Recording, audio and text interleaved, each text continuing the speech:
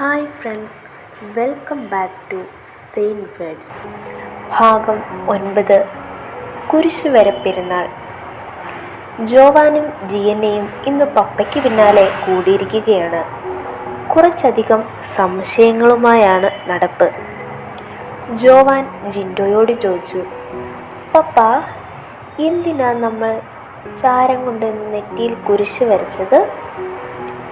ജിൻഡോ ജോവാനെയും ജിയന്നെയും ഒപ്പം ഇരുത്തിയ ശേഷം പറഞ്ഞു തുടങ്ങി.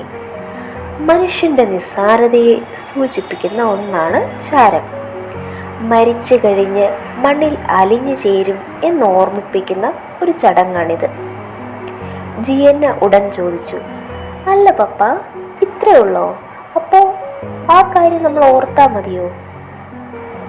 അതിന് മറുപടി പറഞ്ഞത് മരിയയാണ്. അല്ലല്ലോ, നമ്മുടെ ജീവിതം എത്ര ക്ഷണികമാണെന്നും നാളെ എന്ത് വേണമെങ്കിലും സംഭവിക്കാമെന്നും അതിനാൽ പാപബോധവും പശ്ചാത്താപവും തിരിച്ചുവരവും നമുക്ക് ആവശ്യമാണെന്നും കൂടെ ഓർമ്മിപ്പിക്കുന്നുണ്ട് ഈ ചടങ്ങുകൾ. ജിയന്നയും ജോവാനും എല്ലാം ശ്രദ്ധയോടെ കേട്ടു.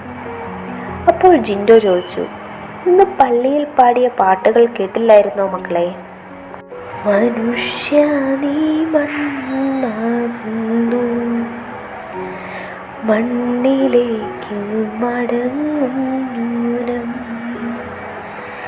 പാപബോധ കണ്ണുനീർ വീഴ്ത്തി